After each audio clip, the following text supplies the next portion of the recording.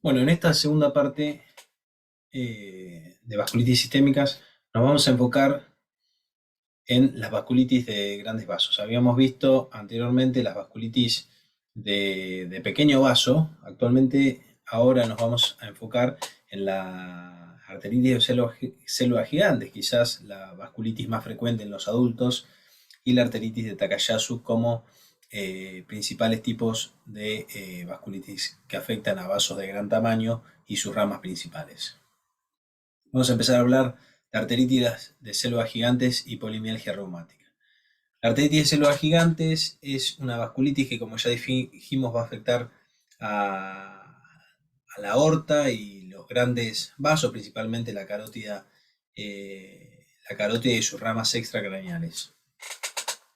Se caracteriza por presentar, desde el punto de vista histopatológico, inflamación granulomatosa con la presencia de células gigantes multinucleadas, y las ramas más afectadas, como mencionamos, son el callado aórtico y las ramas extracraneales de las arterias carótidas. La polimialgia es un trastorno inflamatorio crónico que tiene como característica mucho dolor y rigidez a nivel de las cinturas escapulares y pelvianas, que cursa con reactantes de fase aguda elevados y con manifestaciones sistémicas. Existe una asociación entre arteritis de células gigantes y polimialgia, por eso suele vérselos dentro de un mismo capítulo. Tanto arteritis de células gigantes como polimialgia reumática comparten algunas características clínicas y bioquímicas idénticas. Son mucho más frecuentes en pacientes mayores de 50 años.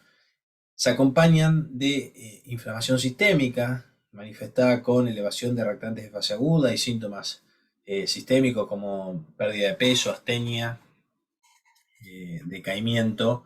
Son más frecuentes en mujeres, y otra característica fundamental es que tienen excelente respuesta al tratamiento con corticoides. Con respecto a la epidemiología, como ya mencionamos, afectan principalmente a personas mayores de 50 años. La prevalencia aumenta con la edad, teniendo una incidencia pico entre los 70 y los 80 años. En gran parte de los estudios, la edad media del diagnóstico de arteritis de células gigantes está alrededor de los 70 años, a diferencia de la otra forma o el otro tipo de vasculitis de grandes vasos, que es la arteritis de Takayasu, que afecta habitualmente a pacientes jóvenes, por debajo de los 50 años. Aproximadamente la mayoría son mujeres, entre el 65 y el 85%, teniendo una frecuencia entre 2 y 6 veces más en las mujeres que en los hombres. Es más frecuente en la raza blanca, en los escandinavos, y menos frecuentes en asiáticos y africanos. La frecuencia de polimialgia reumática es mayor que la de arteritis de células gigantes, entre 3 y 10 veces, y la sobrevida tanto en arteritis de células gigantes como polimialgia es similar a los pacientes que no tienen esta enfermedad, machados por edad y sexo. Sin embargo, cuando existe aortitis, en el caso de la arteritis de células gigantes, obviamente la sobrevida, la expectativa de vida disminuye. Suelen autolimitarse después de un curso crónico de 1 o 2 años. Sin embargo, muchos cursan con recaídas a pesar del tratamiento. Entre el 50 y el 80% de los pacientes, cuando uno les trata de sacar los corticoides, habiendo tenido buena respuesta, vuelven a tener manifestaciones, y habitualmente, sobre todo en arteritis de células gigantes, hay un grupo de pacientes que luego de 1 año, 2 años, llega a lograr suspender los corticoides y se mantiene libre de enfermedad. Sin embargo, la mayor parte, la mitad o más de los pacientes van a tener recaídas, y muchos van a requerir tratamiento a largo plazo por varios años. Esto es importante. De los pacientes que tienen arteritis de células gigantes, hasta el 50%, ¿sí? La mitad, tiene síntomas de polimialgia reumática.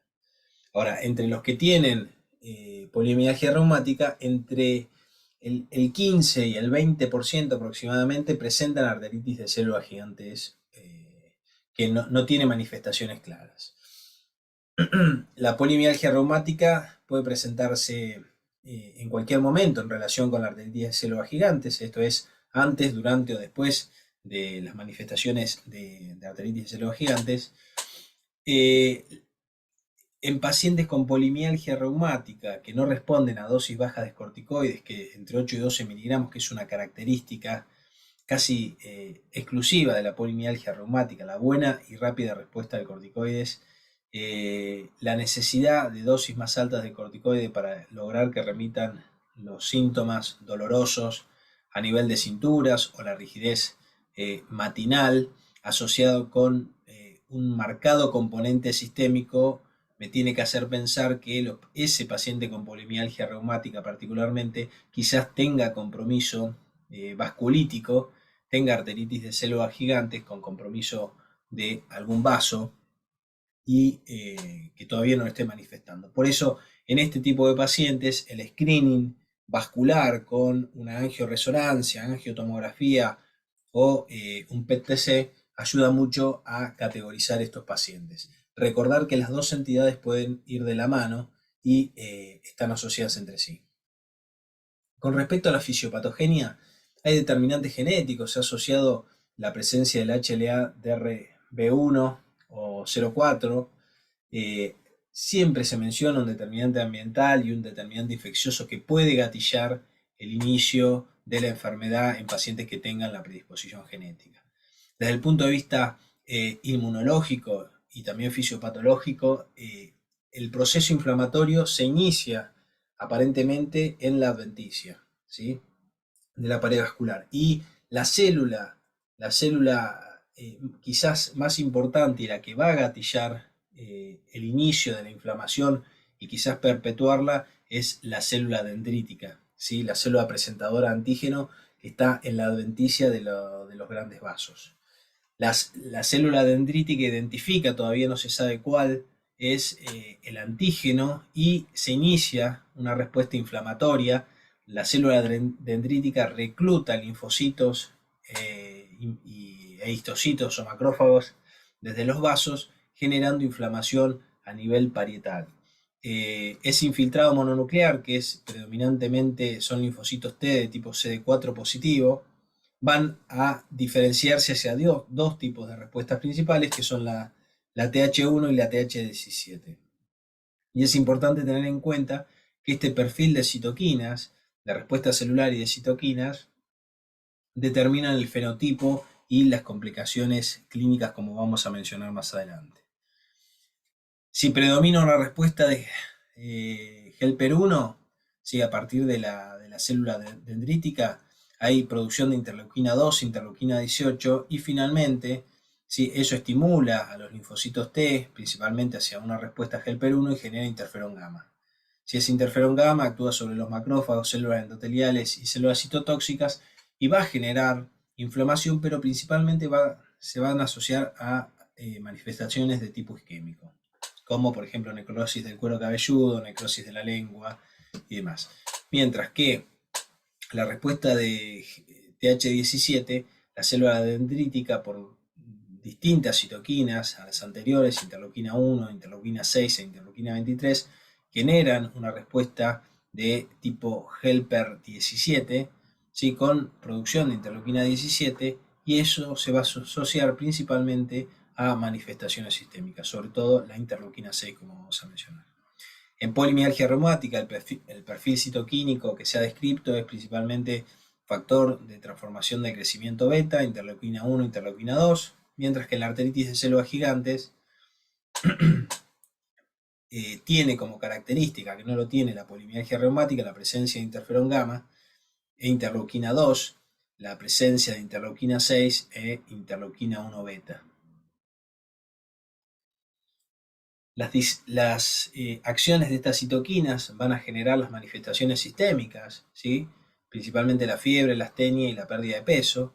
Las acciones a nivel local de las citoquinas van a producir la inflamación granulomatosa, con destrucción de la pared, destrucción de la elástica interna, destrucción de la media, y van a llevar a los cambios vasculares, y esos cambios vasculares se van a manifestar con isquemia tisular, ya sea por estenosis o por aneurismas por debilidad de la pared y ruptura de los mismos.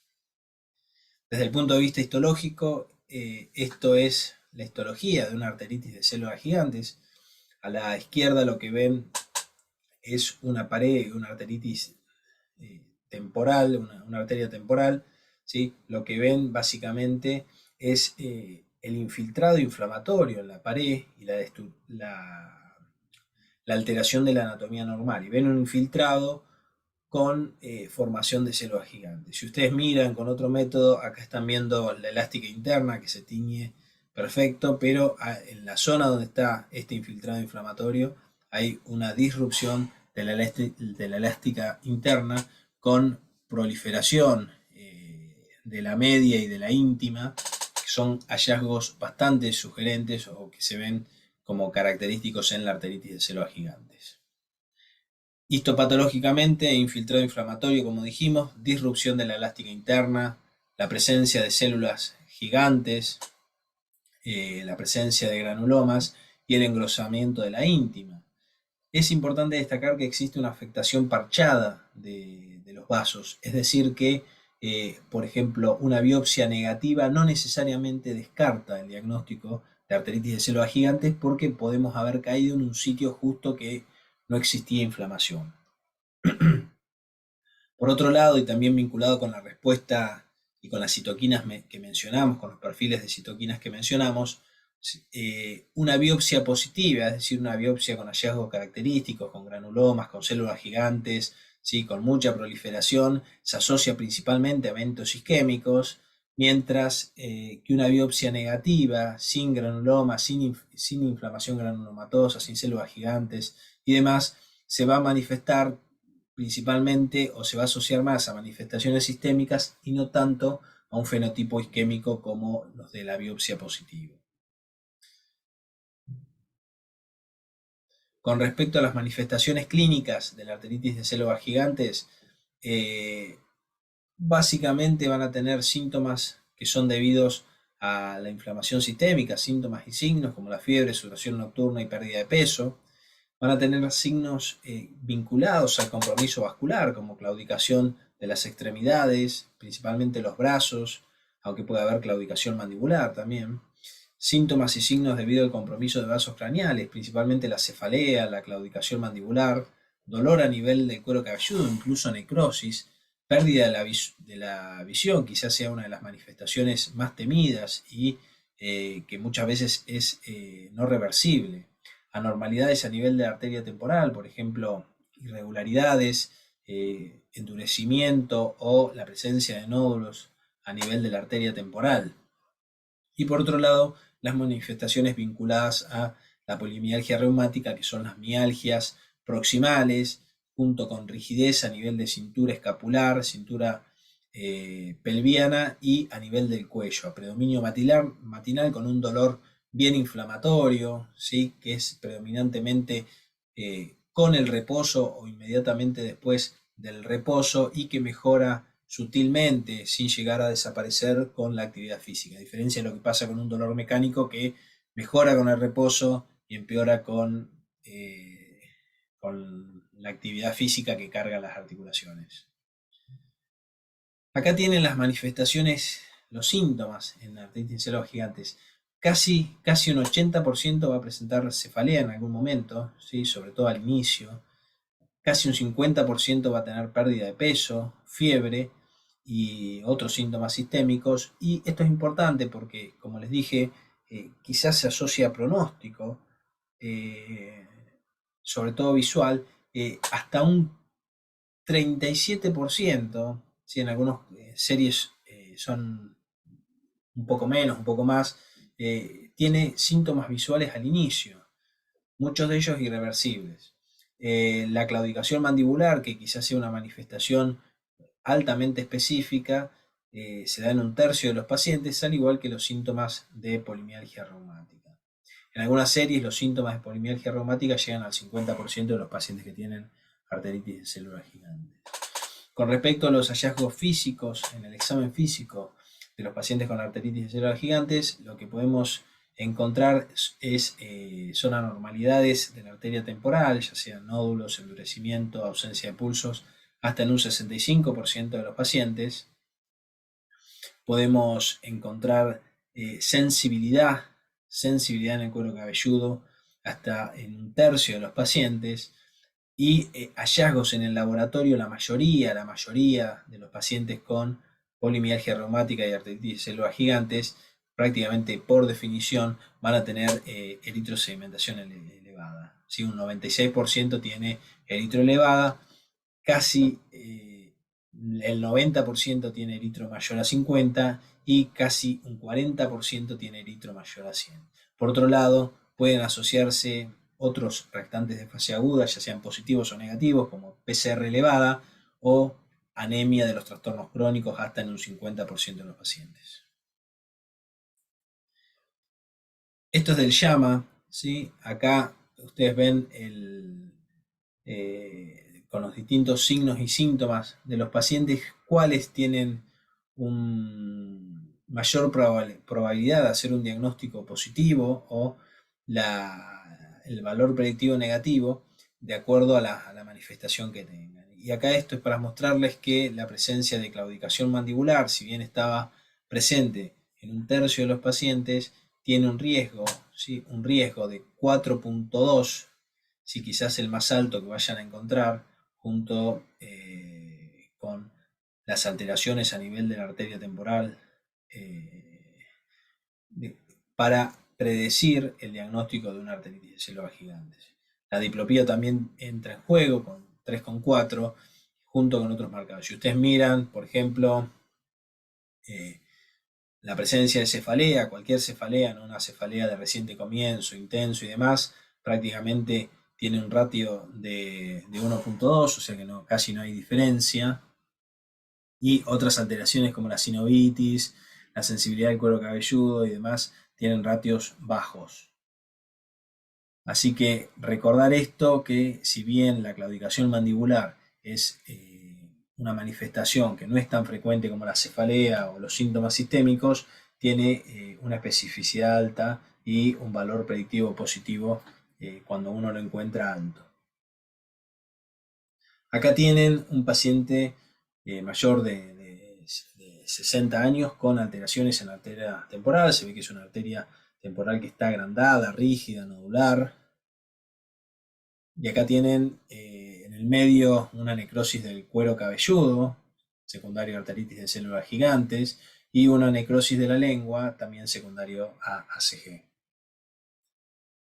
Con respecto a las manifestaciones sistémicas, más del 50% de los pacientes con ACG presentan manifestaciones sistémicas. A veces es la única manifestación y por ende la arteritis de células gigantes y el Takayasu se incluyen dentro de los diagnósticos diferenciales cuando uno está estudiando una fiebre de origen desconocidos. Y por otro lado, recordar lo que habíamos mencionado, que cuanto mayor manifestaciones sistémicas tenemos, menos riesgo isquémico en pacientes con artritis de células gigantes. Esto vinculado al fenotipo de citoquinas y a los hallazgos a nivel de la biopsia que habíamos mencionado. Nuevamente repetimos, a mayores manifestaciones sistémicas, menos probabilidad de tener una biopsia positiva, es decir, con hallazgos característicos, con inflamación granulomatosa, con células gigantes multinucleadas, características de la arteritis de células gigantes. Con respecto a los signos y síntomas secundarios al compromiso de vasos craneales, la cefalea quizás sea el síntoma más frecuente y más importante por el cual vamos a llegar al diagnóstico de arteritis de células gigantes, y está presente hasta en un 70% de los pacientes. No es cualquier cefalea, no es una cefalea leve, sino que es una cefalea intensa que tiene poca respuesta a los analgésicos convencionales y que es de reciente comienzo en un paciente que no tiene cefaleas o que es diferente a las cefaleas habituales que presenta el paciente. Otra manifestación es la sensibilidad o la hiperalgesia del cuero cabelludo, que en algunos casos la isquemia es tan severa que puede llegar a la necrosis. Como habíamos mencionado, la claudicación mandibular puede llegar hasta un 40%, o sea, tiene baja sensibilidad, pero es altamente específico. Es decir, si yo tengo un cuadro clínico de cefalea reactante de fase aguda elevada en un paciente mayor de 50 años con claudicación mandibular, voy a tener una alta probabilidad de tener arteritis de células gigantes.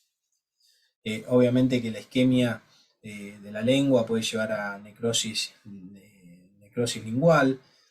Entre el 15 y el 25% de los pacientes desde el inicio van a presentar alteraciones visuales, quizás sean las más temidas y siendo una causa importante de ceguera cuando no se trata la enfermedad. Algunos pacientes, ¿sí? Un porcentaje bajo, alrededor del 3%, van a presentar eventos cerebrovasculares, ya sean ACV o AIT, que tienen como característica tener mayor prevalencia o mayor porcentaje de afectación de la circulación posterior por el compromiso de las vertebrales y la basilar. Recordar nuevamente que aquellos pacientes que tengan una biopsia positiva van a tener más eventos isquémicos, o al revés, los pacientes que tengan muchas manifestaciones isquémicas, yo voy a tener una alta probabilidad o mayor probabilidad de encontrar una biopsia positiva con hallazgos característicos, principalmente granulomas y células gigantes multinucleadas. Con respecto a las manifestaciones, siguiendo con las manifestaciones oftalmológicas, como dijimos, entre el 15 y el 25% tiene alteraciones visuales desde el principio, y entre el 5 y el 15% terminan en ceguera. El mecanismo principal fisiopatológico en la alteración visual, quizás el más importante, es la neuropatía óptica isquémica anterior, por compromiso de las arterias ciliares posteriores. Y esto es importante. Una vez que se presenta el compromiso unilateral, que un paciente con sospecha o con diagnóstico de arteritis de célula gigante presenta compromiso en un ojo, el compromiso bilateral, ¿sí?, se produce dentro de los próximos 10 días, por lo cual el tratamiento agresivo en estos pacientes es indispensable. Muchos pacientes presentan una pérdida transitoria de la visión, amaurosis fugax, ¿sí?, hasta un 30%, y es uno de los principales predictores de ceguera. Acá tienen otras manifestaciones oftalmológicas de la arteritis de células gigantes, pero recordar que el compromiso de las ciliares posteriores, ¿sí?, y la rápida progresión al compromiso bilateral, una vez que hay compromiso de un ojo, hacen que uno deba tratar enérgicamente y de forma temprana frente a la sospecha. Con respecto a Takayasu, ¿sí?, las manifestaciones uno las puede separar, si quiere, en dos grandes grupos: manifestaciones sistémicas, vinculadas principalmente a pérdida de peso, astenia, ¿sí?, anorexia, y las manifestaciones vasculares principalmente secundarias a estenosis de grandes vasos, como claudicación de miembros, síncopes, isquemia intestinal, entre otros. Acá tienen las manifestaciones, ¿sí?, con la frecuencia, tanto en la presentación, o sea, el diagnóstico, como en algún momento de la enfermedad.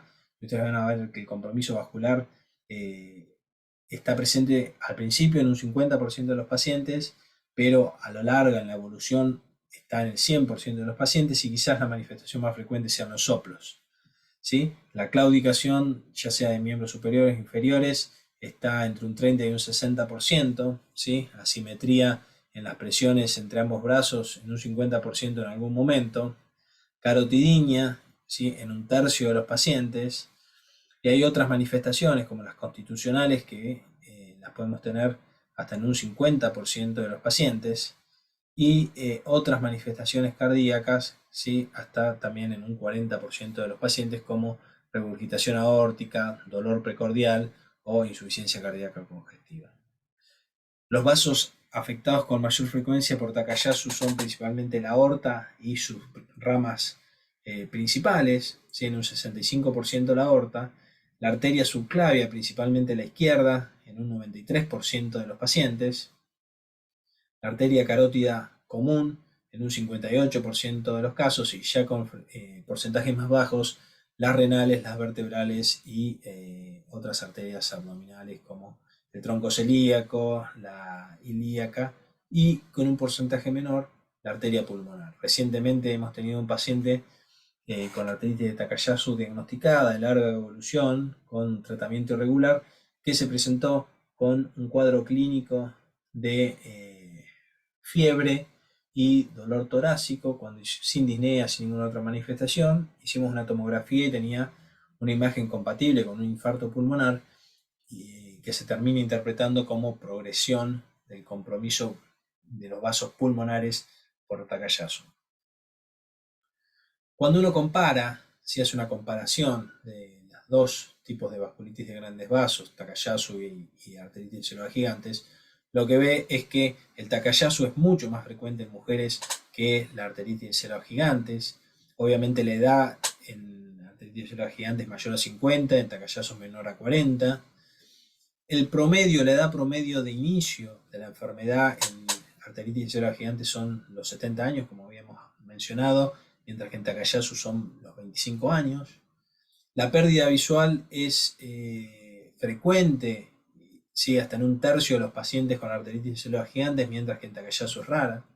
¿Sí? El compromiso de la aorta y los grandes vasos es casi la regla en Takayasu, mientras que está solamente no, o sea, el porcentaje en arteritis de células gigantes es en 25%. La histopatología es muchas veces indiferenciable, una inflamación granulomatosa de los vasos, de los grandes vasos. No suele haber compromiso pulmonar en arteritis de células gigantes y ocasionalmente lo puede presentar, como mencionamos, Takayasu. Es raro que la ACG presente hipertensión secundaria de compromiso renal, mientras que es frecuente en arteritis de Takayasu. Es raro que haya claudicación de miembros en arteritis de células gigantes, puede haber, pero es común en Takayasu. La respuesta a corticoides es buena en las dos, ¿sí? Incluso mencionemos la polimialgia reumática, que responde excelente a dosis baja de corticoide, pero con dosis altas, esto es 40-60 miligramos, tanto la arteritis de células gigantes como el Takayasu tienen buena respuesta. La presencia de soplos es mucho más frecuente en Takayasu que en arteritis de células gigantes, y la necesidad de resolución quirúrgica desde ya va a ser mucho más frecuente en Takayasu que en arteritis de células gigantes. Con respecto a los estudios complementarios, ya habíamos mencionado por la fisiopatogenia y por definición que cursan con reactantes de fase aguda elevados. Inmunológicamente, a diferencia de otras enfermedades, son cero negativas, es decir, no hay un marcador específico para vasculitis de grandes vasos. Existen otros reactantes de fase aguda que solemos ver, como ustedes saben, anemia normocítica y normocrómica, la presencia de hipoalbuminemia o la presencia de trombocitosis pueden estar asociados a la intensa inflamación con la que cursan estos pacientes muchas veces. En algunos casos, sobre todo en arteritis de células gigantes, hay elevación de la FAL. Otro de los complementarios que nos ayuda al diagnóstico que habitualmente es clínico es la ecografía. La ecografía lo que permite ver es el edema a nivel parietal de la arteria temporal, ¿sí? Todo este halo anecoico o hipoecoico es lo que se denomina signo del halo. El signo del halo tiene una sensibilidad y una especificidad del 75 y 83% respectivamente. También ustedes entenderán que si esta pared está toda edematizada y está infiltrada por células inflamatorias, cuando ustedes la compriman no va a desaparecer, es decir que si ustedes tienen compresión pueden no tener el signo del halo, que habla principalmente de edema, pero si tienen una compresión positiva, es decir que si comprimen y no desaparece la temporal, también es sugestivo de inflamación vascular. La resonancia magnética en algunos casos ayuda, ¿sí? Demostrando un engrosamiento de la arteria temporal, y sobre todo la angiotomografía y la angioresonancia van a permitir estudiar la aorta y los grandes vasos, demostrando no solamente estenosis y no solamente dilataciones, sino que demuestran directamente el engrosamiento parietal. Hoy en día el PET está cobrando relevancia dentro de los métodos diagnósticos y permite hacer un screening corporal total y ver la presencia de inflamación a nivel vascular, y complementa los estudios de imágenes anatómicos como la angiotomografía, la angioresonancia o la angiografía convencional. Es importante tener presente que muchos de los hallazgos que encontramos en las imágenes, sobre todo el edema de la pared en la ecografía o en la resonancia, van a depender principalmente, o la inflamación en el PET van a depender de inflamación activa, por lo cual el tratamiento con corticoides muchas veces puede borrar los hallazgos principalmente a nivel de la ecografía y también en el gol estándar que es la biopsia, por lo cual cuando uno tiene la sospecha no tiene que demorarse para iniciar dosis altas de corticoides, ya sea en Takayasu o en arteritis de células gigantes, pero si uno quiere hacer la biopsia o quiere hacer algún estudio tiene que tratar de hacerlo en las próximas 4 semanas, porque después de eso probablemente los hallazgos sean menos representativos de la inflamación y puedan ser negativos. Con respecto a la biopsia temporal, que es el gol estándar para el diagnóstico de arteritis de células gigantes, es positiva entre 85 y 95% de los pacientes con sospecha, aunque hay determinadas series que muestran un rédito bajo, que es menor al 50% en algunas series.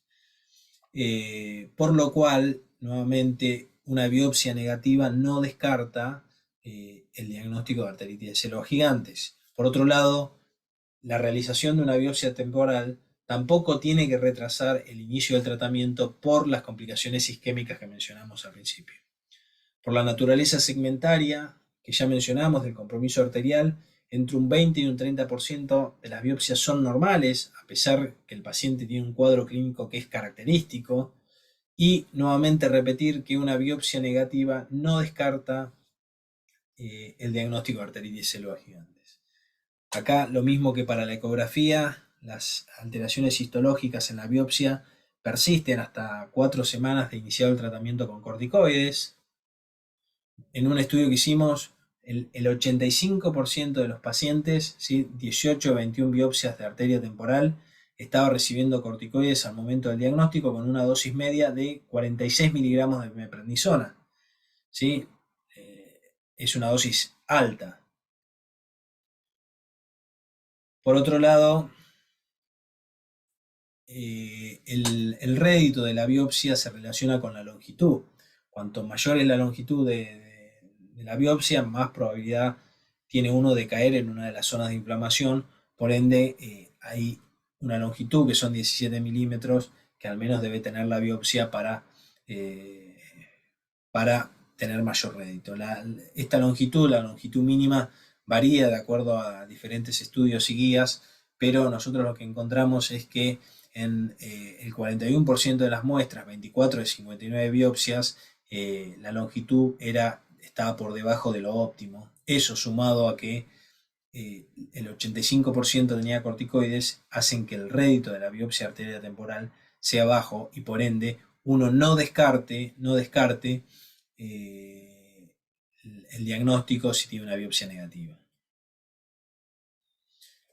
¿Qué pasa si tenemos una biopsia negativa? ¿Hacemos una segunda biopsia, una biopsia bitemporal? Y la verdad que no, porque lo que se ha demostrado en los estudios es que cuando uno hace una segunda biopsia de la arteria contralateral, lo único que hace es aumentar el rédito diagnóstico en un 5% y agrega una morbilidad importantísima al paciente porque son procedimientos invasivos que muchas veces tienen complicaciones, por lo cual frente al fracaso de una biopsia con un cuadro clínico característico o sugestivo, habiendo descartado otras cosas, uno no hace la segunda biopsia arteria temporal.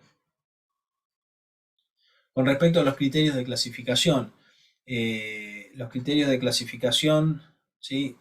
Para la mayor parte de las enfermedades son de 1990, del ACR, del Colegio Americano, y se basan en las características clínicas del paciente. Una edad de comienzo para arteritis de células gigantes mayor a 50, cefalea reciente comienzo, alteraciones a nivel de la arteria temporal, elevación de los reactantes de fase agudas y una biopsia de la arteria temporal anormal.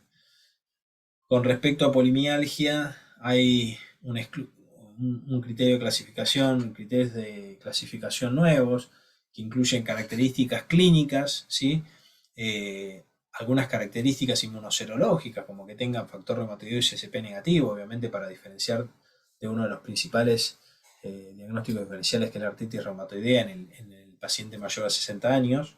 ¿Sí? Y por otro lado agrega la ecografía musculoesquelética dentro del screening. Se hace un score antes, ¿sí? O sin ecografía y con ecografía. Y en base a eso uno ve si un paciente puede clasificar como polimialgia reumática. Actualmente se cuenta con criterios que son recientes para el diagnóstico de artritis de células gigantes. Se ingresa y se aplican los criterios en pacientes mayores de 40 años al momento del diagnóstico, y va a tener características clínicas como la rigidez matinal, ¿sí? La pérdida súbita de la visión, la claudicación mandibular o de la lengua, la aparición de cefalea reciente, ¿sí? de comienzo nuevo, ¿sí? Y la presencia de sensibilidad del cuero cabelludo. Por otro lado, alteraciones a nivel de la arteria temporal también suman puntos. Alteraciones de laboratorio como la eritro o la PCR elevados suman 3 puntos. Una biopsia de la arteria temporal con diagnóstico definitivo de vasculitis suma 5 puntos. Y por otro lado, las incluyen los hallazgos en la imagen, ya sea la ecografía o el PET compatible. En base a eso se hace un score que, cuando suma más de 6 puntos, cumple criterios de clasificación para arteritis de células gigantes. ¿Qué pasa con Takayasu? Los criterios típicos son los de ACR 1990, inicio antes de los 40 años, claudicación de miembros, una disminución del pulso braquial, ¿sí? Asimetría o diferencia de la presión entre ambos brazos mayor a 10 milímetros de mercurio, soplos a nivel subclavios o aórticos, y la evidencia angiográfica de estrechez o oclusión de la aorta o de sus ramas primarias. Sí, actualmente también, como para CG, contamos con criterios que incluyen la clínica, alteraciones vasculares en el examen físico y alteraciones vasculares a nivel de las imágenes. ¿Sí? Por ejemplo, estos se van a aplicar a pacientes menores de 60 años. ¿Sí? El Takayasu, miren cómo sube la edad, porque se ha visto que hay pacientes que pueden tener un Takayasu y tener más de 40 años. ¿Sí? Entonces, la edad sube a 60, y las características clínicas, que sea mujer, suman punto. La presencia de dolor isquémico cardíaco suma 2 puntos. La claudicación de miembros suma 2 puntos. Las alteraciones vasculares en el examen físico, soplos, ¿sí? Reducción del pulso a nivel de las extremidades, dolor o sensibilidad a nivel de las carótidas, carotidinea, o una diferencia de presión entre ambos brazos mayor a 20, también suma puntos. Y las alteraciones, ya sean angiográficas, en la angiotomografía, angioresonancia o en la ultrasonografía, contribuyen al diagnóstico. La suma de más de 5 puntos cumple criterios de clasificación para arteritis del Takayasu. Con respecto al tratamiento, vamos a hablar principalmente de arteritis de células gigantes, ¿sí? Y polimialgia reumática. La polimialgia reumática casi, incluso en algunos trabajos, se lo considera como un refuerzo del diagnóstico, la buena respuesta y la rápida respuesta al tratamiento con corticoides. Los pacientes con polimialgia reumática habitualmente vienen de meses y meses de dolor, rigidez y limitación funcional, y ustedes, cuando le ponen el corticoide, le ponen entre 8 y 12 miligramos de corticoide, y estos pacientes al otro día tienen una mejoría espectacular, y a las 48 horas los van a llamar, los llama por teléfono diciéndoles que están como nuevos y no pueden creer que con 2 días de tratamiento hayan mejorado tanto. Los pacientes con polimialgia, al igual que Takayasu y arteritis de células gigantes, tienen una alta tasa de recaídas. En este caso, hasta el 23% de los pacientes, cuando uno baja la dosis de corticoide, hace un tapering de corticoide, va a presentar recaídas, y por ende requieren utilizar un ahorrador de corticoides, principalmente metotrexato. Es importante tener en cuenta la edad de estos pacientes, las comorbilidades y la prevalencia de factores de riesgo cardiovascular convencionales. Los pacientes con polimialgia y arteritis de células gigantes son pacientes habitualmente, como dijimos, con una edad media de 70 años, tienen 2 a 5 comorbilidades, ¿sí? Entre ellas muchas cardiovasculares, por lo cual disminuir al mínimo la dosis de corticoide, ¿sí? La menor dosis por el menor tiempo es sumamente importante. Muchos de estos pacientes, sobre todo los de arteritis de células gigantes, si uno no usa otro tratamiento, van a requerir entre 1 y 5 años de tratamiento corticoideo, lo cual se asocia casi en un 90% de efectos adversos relacionados con los corticoides. Para arteritis de células gigantes, el tratamiento de elección inicial también son los corticoides a dosis de 1 miligramo kilo día, ¿sí? En realidad uno empieza entre 40 y 60 miligramos de prednisona, no se utiliza tanto la dosis por kilo, se empieza con 40-60 y se ve la respuesta. Habitualmente tienen buena respuesta con desaparición de los síntomas y normalización de los reactantes de fase aguda, más o menos a los 5 días ya hay una mejoría y entre 2 y 4 semanas el paciente prácticamente normaliza y desaparecen los reactantes de fase aguda y desaparecen los síntomas. Si el paciente con arteritis de células gigantes tiene compromiso visual severo u otra manifestación isquémica severa, uno empieza con megadosis de corticoides endovenosas, pulso de solumedrol de 250 a 500 miligramos entre 3 a 5 días. Muchos de estos pacientes, ¿sí? Entre el 50, más o menos el 50% de los pacientes en arteritis de células gigantes y 80% de los pacientes en arteritis de Takayasu, cuando uno hace el descenso, el tapering de corticoides, va a presentar recaídas, por lo cual se necesitan ahorradores. ¿Cuáles son los ahorradores que más utilizamos? Son metotrexate. Hay evidencia para arteritis de células gigantes y Takayasu. Y después ya pasamos a los biológicos, principalmente tocilizumab, abatacept y en el caso de Takayasu, los anti-TNF. Acá tienen estas, lo que les muestro ahora son las guías, ¿sí? Son las guías de una presentación que hicimos en el Congreso de Medicina Interna del Hospital de Clínicas.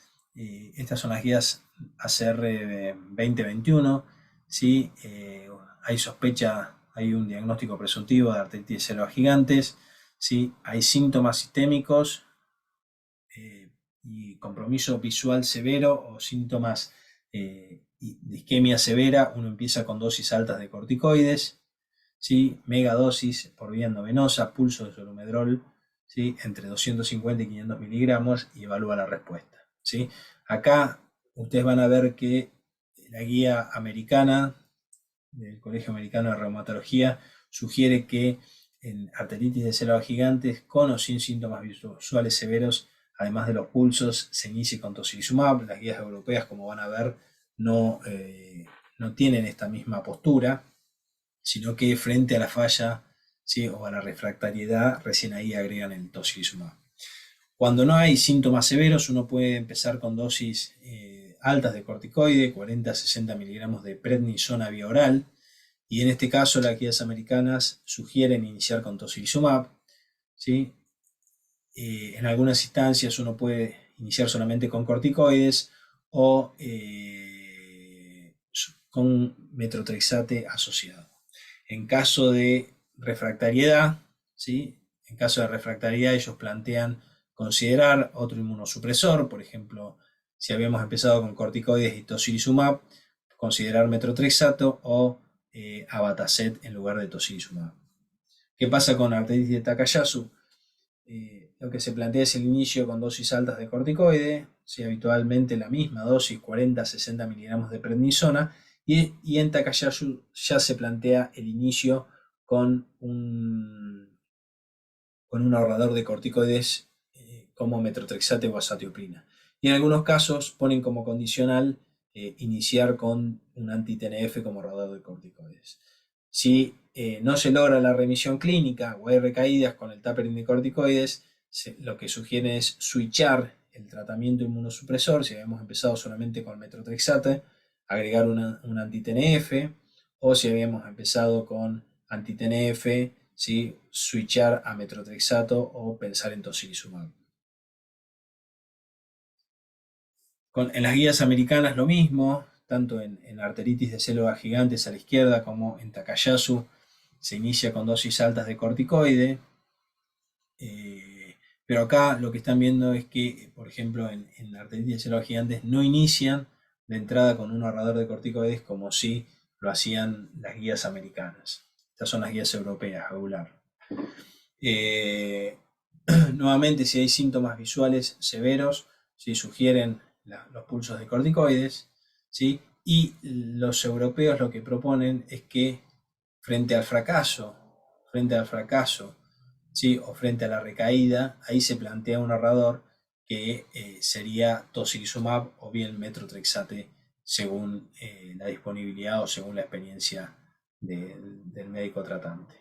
Con respecto a Takayasu, nuevamente se inicia con corticoides en dosis altas y acá de entrada se inicia un ahorrador de corticoides, principalmente metrotrexato, y frente a la falla, ¿sí? O a la recaída, lo que plantean es no solamente aumentar la dosis de corticoide, sino considerar tocilizumab o un anti-TNF.